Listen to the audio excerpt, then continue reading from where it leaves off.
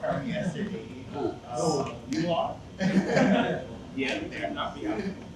But this is a great opportunity for us to, of course, learn from our icons, pioneers, and legends, because especially here where we're still growing our communities, it's always important to connect ourselves and root ourselves in the heart and soul and the core of culture and the community. So today it's really an open forum. Anyone can ask any question that you feel it's great to talk about, especially for our community here in Southeast Asia.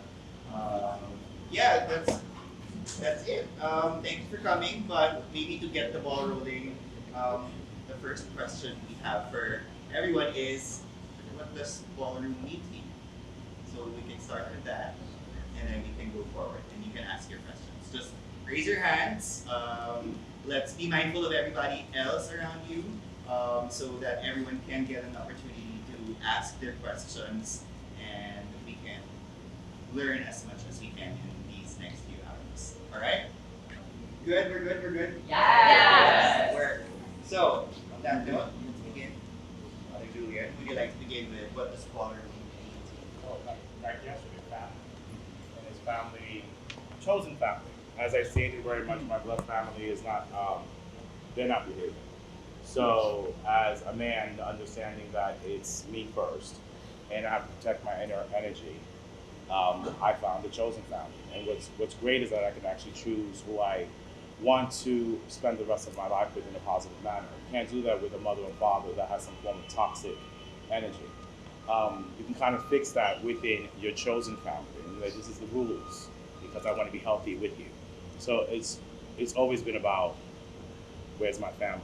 Mind you, I'm in my apartment and family's home, and I'm like, where's my family? And I found that within my community. Hey. Mine is almost like yours, but a little different.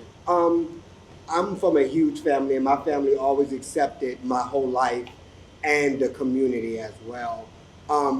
But when I found a gay family, it was so different because my family is heterosexual and my gay family is so different. So I made a family, and it was still comfortable because a lot of kids definitely need family in the growing up because they don't have family that will accept them and all of the same. So it's almost similar, but at the end of the day, The same, like accepting. It was just accepting and unity and they family. did, they abused. Yeah. So I was like, you abused, I don't do that. Oh, okay. That's what you mean. Oh, okay. Well, he thought I was homeless. I was like, yeah, no, we have the same family. It's just they were crazy. Coming from me. Don't do that at me. Oh, I thought you threw it at me because he's always throwing it at me. But yeah, so basically, I love Boro means to me is family one, unity two, in talent and all of that in one big apple, basically. I love it, I live for it, and I will never let it go. I will agree with both of them too as well, but mostly with me, ballroom means the world to me. It's something that came to my life when I didn't have nothing, where my family did not understand me and didn't accept me at all, and I was doing everything by myself. For most of my entire life, I've been gay bashed a lot, thrown down the stairs, bullied, picked, and everything. So when I found ballroom, it was something that you know lit my life. It it made me see like, oh, well, I do have a family out there that is just like me, and I can express myself, and they can understand me, and literally uh, not feel like an outcast, and not feel like an ugly duckly or not accepted. So finding ballroom was a place to find my real family that could accept me, and I can grow and create my own family as well and bigger. And it just, my heart, it's my life. I breathe, eat it, sleep it. So I know I would never get rid of it and retire or anything because it's something that brought who I am now. Yeah. To me, ballroom changed my whole life because I would never travel to many other countries with that ballroom experience. And also, I discovered so many things in ballroom because if you talk to me in my daily life, I'm really quiet person. I'm shy. I'm not. I'm super introvert person. So yeah, and I found my talent, and I found my look and my personality, and I also found my voice in both. Yeah, because I would never be commentating on the mic without ballroom, and also I would never imagine that I was being called mother from many people, and yeah, it's amazing, and I learned so many things from ballroom experience, like how to connect to the people, how to communicate, and how to care about them, and how to support. Yeah, so I learned many things. So yeah, touching back, everybody said everything that ballroom is.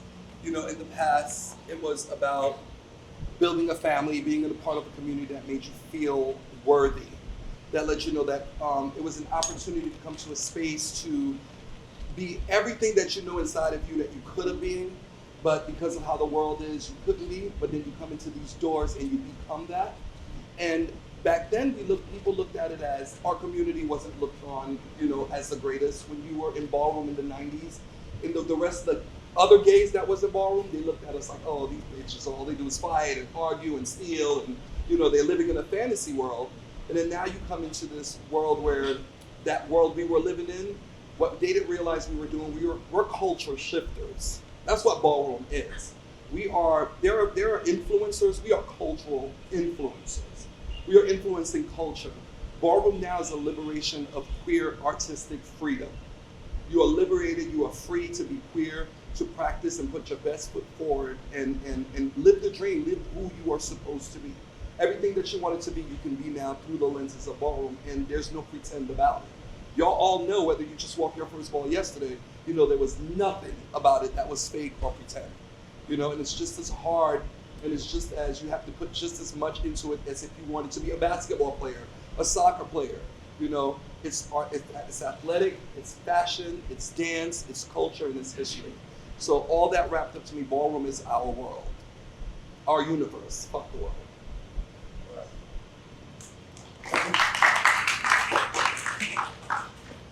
Anyone wants to ask a question? So Okay, like, sorry. When you ask a question, please introduce yourself. That's it. Introduce yourself. hi, I'm Yawa 007. I'm from the Philippines, and it's true that ballroom is becoming big in Southeast Asia.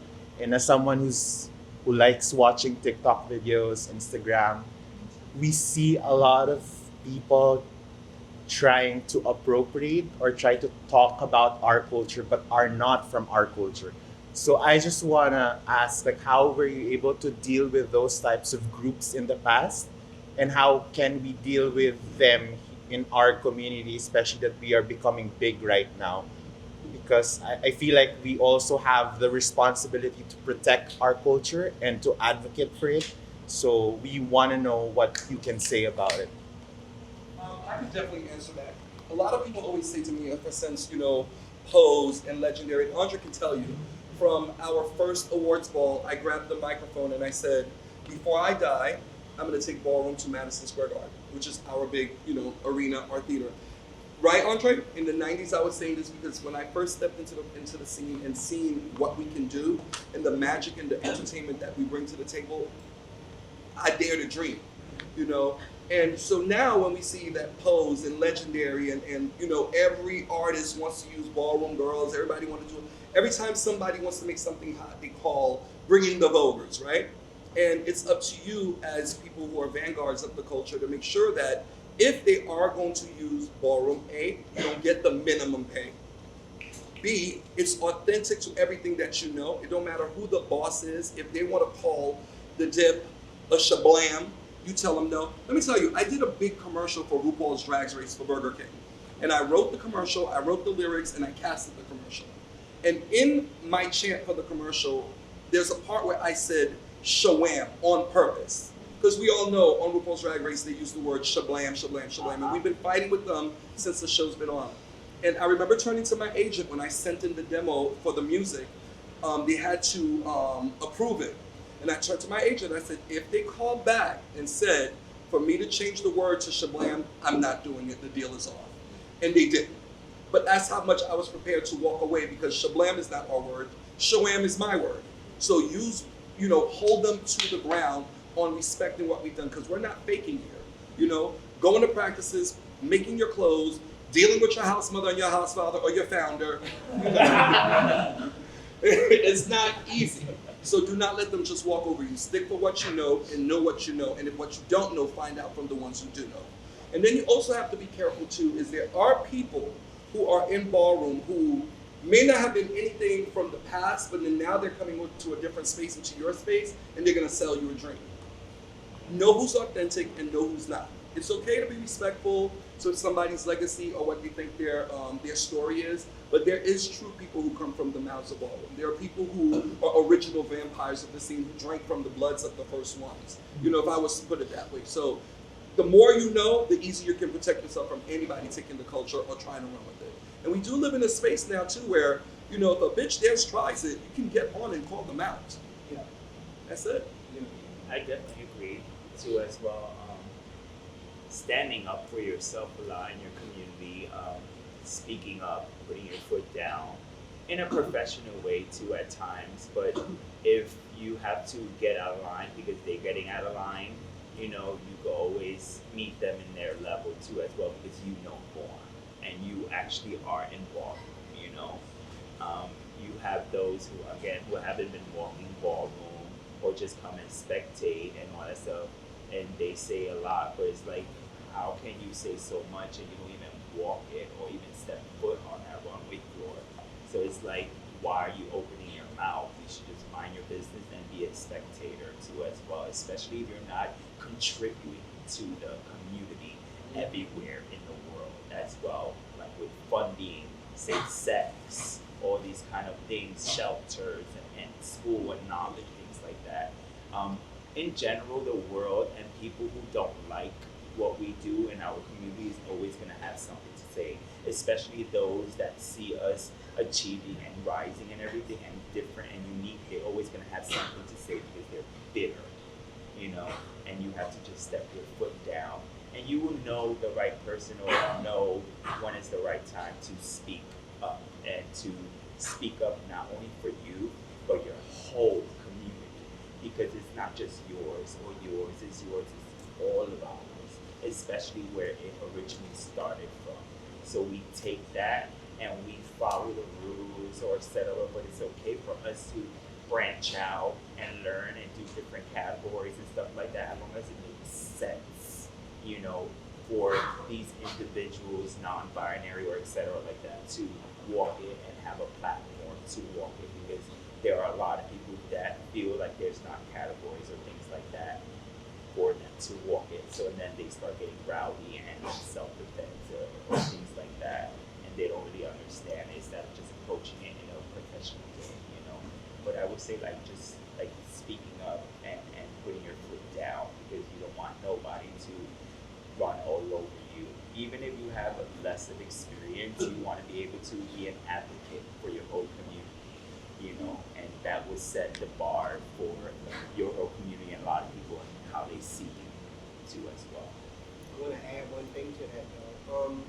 Everybody is not, when people do speak up, some of them is bullies as well. Some of them is bullies. Everybody in here is not a bully. You get it? So some people don't want to speak up to the wrong person, and you end up into a fight or argument. So it's ways to do that as well. You know what I mean? Whatever they were saying that you did not like, you could find the truth about everything and put it online without names and telling the truth. Well, I heard this from such and such, but I'm going to tell the truth about it on my perspective, or your parents or whoever. That's another way. So you won't be in arguments with anybody, but you're still getting your truth out. Pretty much. Oh, we're finished? Good night. Any other questions? Sorry. I'm shouting the world again. I don't have much of a voice now. All right. Hi, I'm Dakila. I'm from 007, and I'm from the Philippines as well. Yesterday, there was a lot of you guys did talk about identifying the future of ballroom, the succession of the bloodlines. How do you think that ballroom should evolve? What's the next evolution for ballroom, in your opinions? Organization, more organization, organizing. We're trying to get all the houses to understand their intellectual property. When I created my house, I didn't want to just have a house. The reason I put gorgeous has always been my bloodline. That's the thing was my company I created. It's my family, my group of friends. We had our own group, like our own little Facebook group with all of us that were just from different houses that. So when we were creating this house, I didn't want to do a house where I would have to own anybody anything. So by putting Gorgeous in front of Gucci, it completely belongs to me. Gucci can't come back to me and say, oh, we have an issue. They tried to, and I was like, no, we don't, right? And as big as Gucci and as powerful as they are, because somebody made a mistake and tried to open up a website by just putting Gucci in that bloodline. So I'm not Gorgeous. So I say we have to organize, we have to understand our intellectual properties, and we have to save it. And then we have a great oral history, but we also have to track our history. For all of you, and this is perfect for you now because as you're starting, you're still pretty young, and you're going to build an award system. You're going to have legends and icons of your own. You need to start keeping track of this. A tangible document that, not anybody can just come and manipulate it, but it's something that you can look back and be like, it started from, Kobe, Siza, and look at it now, right? So keep track of it and own your names. All of you all now are sharing our names that we've created, but who's to say in 5 years that you might decide that it's time for me to create something? Where's the first Filipino house? I always encourage for any country that I go to, yes, I love that you're an extension of ours, but there's going to be a time where you're going to have to honor where you come from and have something indigenous to here. Yeah. So make it happen. Track yourselves. Anyone else want to share? So in the future, I bet the ballroom is going to be bigger and bigger. So, but at the same time, I think it's important to keep doing the underground and small kitty function as well, because sometimes the bigger the ballroom gets, the people think they think the ballroom is like too high level to join. So some people get too nervous to attend the ball because they look amazing, but they think, oh, I'm not ready for that.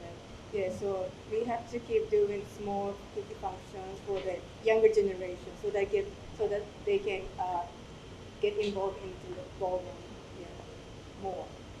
Yeah. It could definitely be a platform for them. That's why you want to also make sure that you start, small, and then eventually it's gonna work out bigger and better. You can't just automatically expect and think that you're gonna have it big or whatever like that. Everything takes time. Everything, your performance, your runway, a house, a parent, especially a parent like me that's by myself, like only legend in my own house that created it, so it takes time to also show that to everybody, and to make them believe that and to make them see that I'm real, it's not fake, and it's definitely for y'all to have a platform. I think the platform starts with y'all as well too. Just like you said, just learning your basically your categories, learning your history of where you want to go and what you want to do and what you want to walk.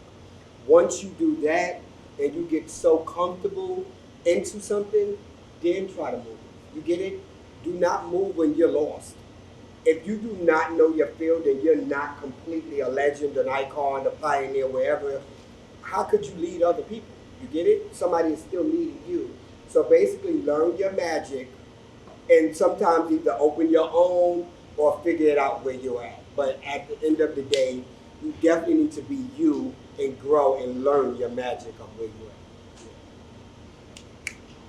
It was something, I forgot which one of us said something in the sense of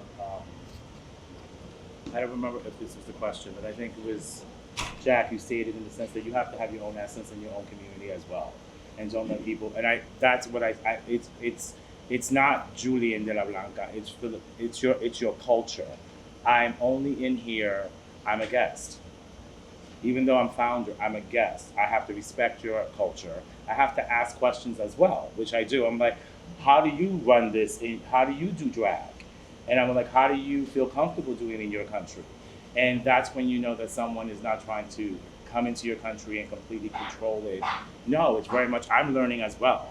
I think that your culture is beautiful. Any person that's going to another place shouldn't go and dictate. Yes, you have ways that my term for everything is like, well, Paris is burning. And I was like, and prior to that time, that's where that's your base. And from that, you grow to your own style and to your own way of understanding something. But if you ask a question and you go back to, but where does it start? Maybe the rule is, I remember it from Paris is Burning and how when I was a kid, this is how we were supposed to do it. But we've evolved. We're in 2024. I cannot do what I did in 2000 before the pandemic. It didn't work in New York. Yeah, it did. But before the pandemic, honey, that's how things changed. So it was like, it was like, you know what? Well, this is the first time, Jose and Misha are the first time I'm like, what do you need me to do? And that was a lot for someone my age. And especially who I am as an individual. They're not trusting. I'm just very much a perfectionist and I want it this way. And I realized, it didn't work. Not for me. It didn't work in my house. I was like, okay, how do you do it? Can we work together? And then you have the respect. Parents do want to hear, well, can you help me? Without, this is what you're going to do and do it anyway. And then you go, okay, you're open to getting my opinion, so now we can work together. I had beyond mistakes, because I didn't have a house before. I was always in a house. So your first house, you make thousands. It took me 17 years to just be calm and understand. But I always state, I'm a guest. I'm a guest to your country. And I don't like when other people come into other people's space and dictate how it should be without giving, this is the reason, this is where the platform came. And this is the reason that we do it mainstream in New York City and how it started. But it should be a but I mean your country. How do you feel and what do you do? How do you do drag? When does it say drag? Because when we were speaking, he stated the category lip syncing is from the drag queens here, so they incorporated it. I was like, and that's kind of how ballroom started. I was like, so if you go back to when we were kids and when we were learning from Paris is Burning and Dorian and everything, that's who they were. Transgender women, drag queens, and then the ballroom started. So you're doing exactly what we learned to do. So all we have to do is respect that and go, you're following the rules, but you have to do it your way. And I appreciate that. I'm still learning, and I'm open to that. But it took a lot. It took a lot to go, I'm from New York City. And what I remember this person teaching, no, I didn't come here that way. I was like, how do you do this? How do you do it here? Yeah. And I'm open for that. And to add to a little piece to what you're saying, you're completely right. This is to y'all and anybody else that's throwing balls in different cities and different countries. This is y'all shit. Yes. If they can respect y'all as humans, it don't matter about legend, icon, pioneer. We are visiting with y'all. So at the end of the day, it's respect to ask, what do y'all want? And maybe we can help make it better. But at the end of the day, don't let no bitch come and take over y'all shit. Especially when because this is y'all shit. Especially when the passport actually states you have 30 days and afterwards you get a visa. How you doing? Because when I read that, I was like, how long could I ever stay with my family? And I was like, 30 days. Then visa. And I was like, that means you're a guest. That's right. Next question, anybody? Raise your hands.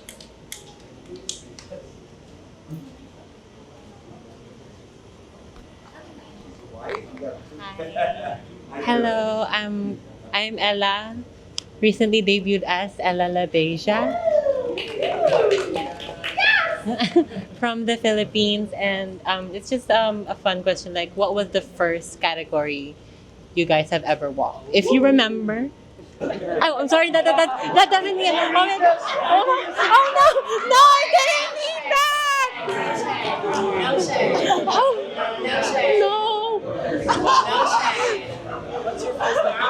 No shade.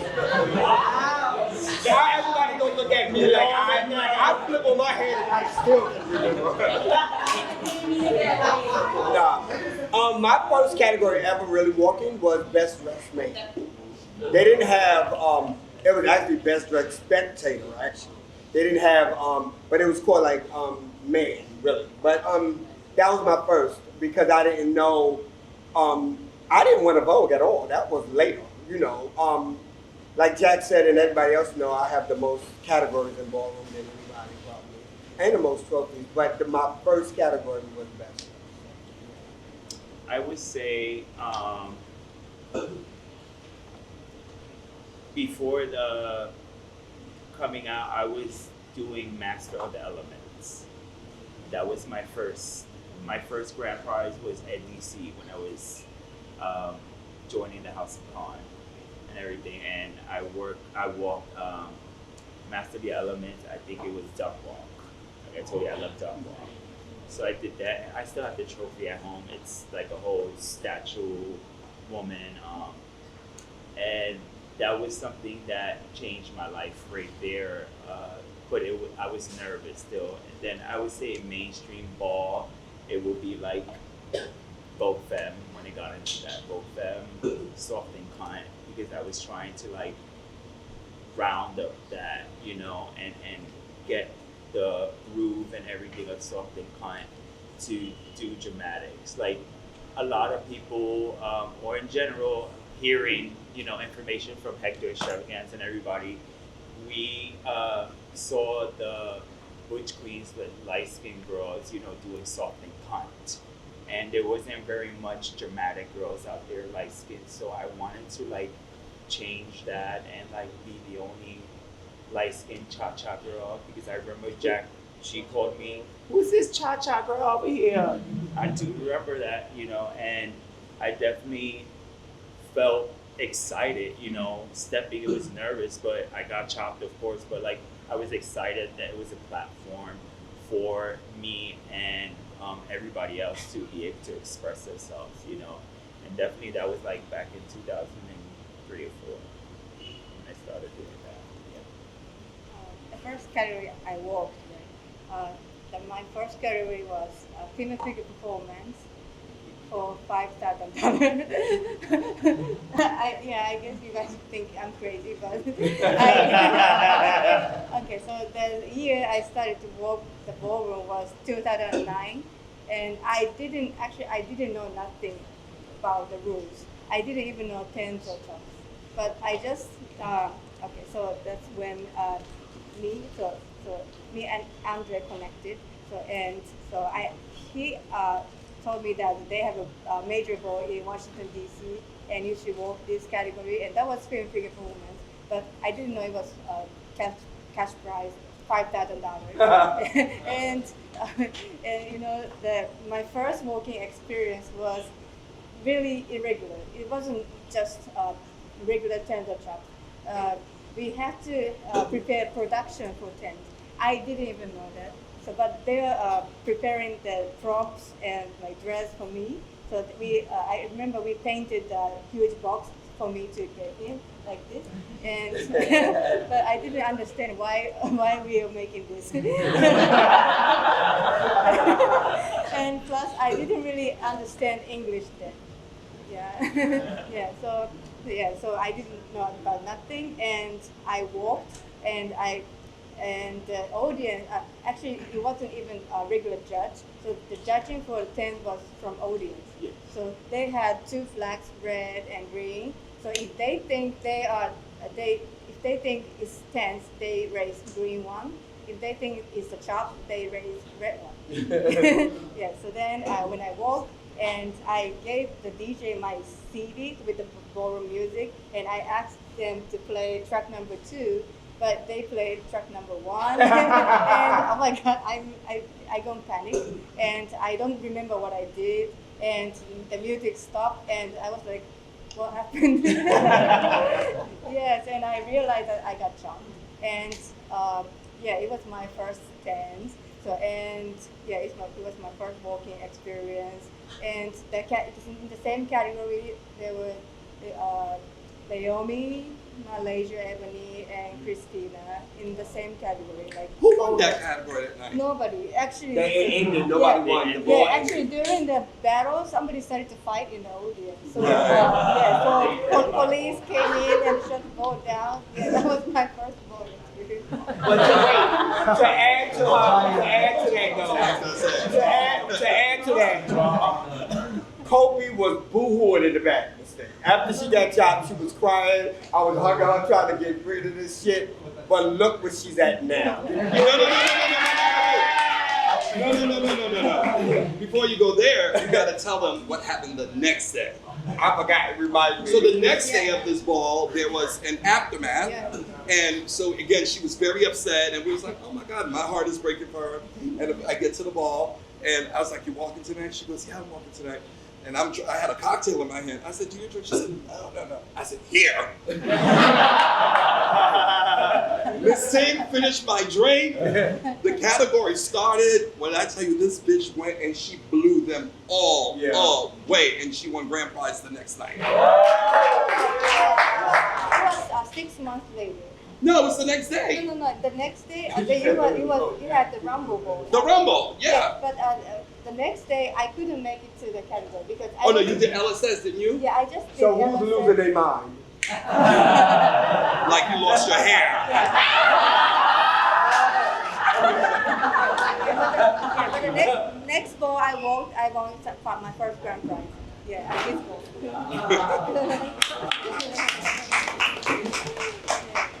For me, my first category was a category called a fashion category called linen versus silk. And the thing that I loved about when I came out, and I'm so happy, it's about who you come out to and who you get a chance to get the ballroom experience from. Being the first, being Miss Rahi, being under Andre, who walked everything under the sun, we were not limited to what we walked. You know, I was brought into the house to walk face, but we were encouraged to walk. If you've seen the flyer and you looked around and you liked it, of the category, that's the thing. The minute we would get flyers and read and look for your category, and then you look for the category of everybody else in the house, like, oh, she can do this, and then you come back and you do that. But I got a chance to just experience, and you know, we weren't limited.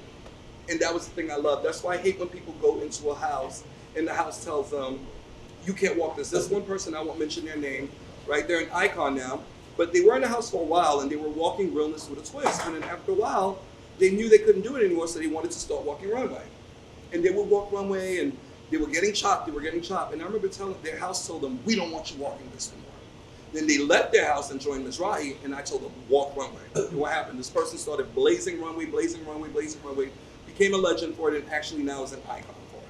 You know, don't get limited. Some houses, and some people have an aesthetic, there are rules. Now, bitch, if you're missing 5 teeth in the front of your mouth, you can't walk face.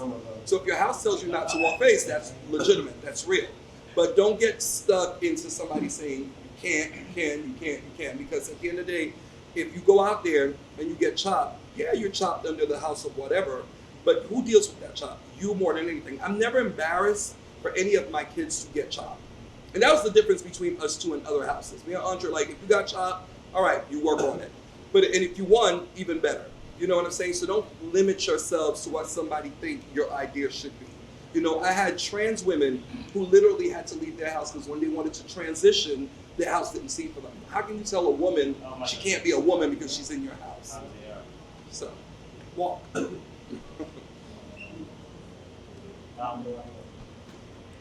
wanted to kind of go off of what you were saying, but then I forgot. It was something really good because you said a couple of things about walking and choosing. I'm going to go to the question, but it's walking and choosing. What was your first category? No, that wasn't it. It was something that Jack has just said, and it was going deep. And it was something about, limiting yourself in the sense of your house telling you that it's, but it was your question, but it was something, it was really good and it brought me to the mind. Mine were two, I was fortunate enough to have a really, Roger, Milan, God rest his soul, a really, ballroom was, this is ballroom. But what Roger had in his veins was ballroom. The food he ate was ballroom. It was the spoon he had in his hand. I just did, and he loved it. It was all within his spirit. It was just and it wasn't obsessive. And someone that he was very much, you had to walk. I was fortunate enough that he never told me that. And I was a baby still. So it was my first mainstream house. You have to walk. David and Milan had to walk. They had to walk. For some reason, I didn't, and he was like, one time he was like, "Are you ready to walk?" And I was like, "What are you talking about?" I was like, "Well, I have to walk." He was like, "Yes." And I was like, and I had a deal. I said, "If I give you 2 trophies, would you leave me alone?" And I said, "I just want to be in a mainstream house. I've been voguing all these houses. I love the ballroom scene, but I really don't care about competitions." And I was like, "But I'll train people," which were my girlfriends. And one girlfriend was Delilah Milan. And I was like, she's a dancer. She likes voguing. If I train the girls, which I was like, can I do that? He goes, first win trophies. Well, my first category was to win was voguing. Then a month later was runway. And I was like, so can I bring the girls? Well, then Delilah started winning. Then Amanda started winning. And Asia started winning. So he was okay with that. So I was very lucky that when I brought in women, he was like, because they weren't allowed doing these categories, especially voguing, you can count to 5. You can count to 5 girls. So it was Mariana, it was Delilah, well, I'm saying Faith, Mina, Asia, and then Moet Richards, before she got pregnant, she got married. So so that was my first, but it was double. It was on the same month, and I was happy and I was done with that. Then I had to keep on voguing, but voguing and runway at the same time. Thank you, everybody. Next question. Hi, I'm Glenn Mizrahi. My question is, what is the biggest challenge you guys face as parents? That's a good question. Okay. Hold it, because the 3 it was 1, no, I don't want to come. Not because I don't love you. I don't want to come to the Philippines. It is because one of our new members that we actually have now, she asked, well, did you ever have a connection or not a connection with someone? And I was like, yes, I'm classic for very much picking up someone, and it's not being shady. My third eye, I'm extremely spiritual, and if I don't have a connection with you, it's not going to work, and I'm not going to fake the friendship, because again, this is my chosen family. Whoever I have as blood family, they messed up, and I moved on. So I've had people come to the airport. I picked them up. And at that moment that I hugged them, within 5 minutes, I pulled them aside and I was like, you have 3 days here, right? We're gonna hang out each day. Like, oh, cool. No. We're gonna hang out each day, but you're not a Della. And they're like, what? I was like, it's not working. Whatever you were doing over there that I was realizing, and I was kind of giving you all these times to fix it, whatever shade you got into, we don't start shade. You don't see us online reading people, and I had to correct you. I felt the energy, gave you a chance. Didn't chop you over there in your country, but you still wanted to come. And it's physically a hug. You're not gonna. You want us to go to New York?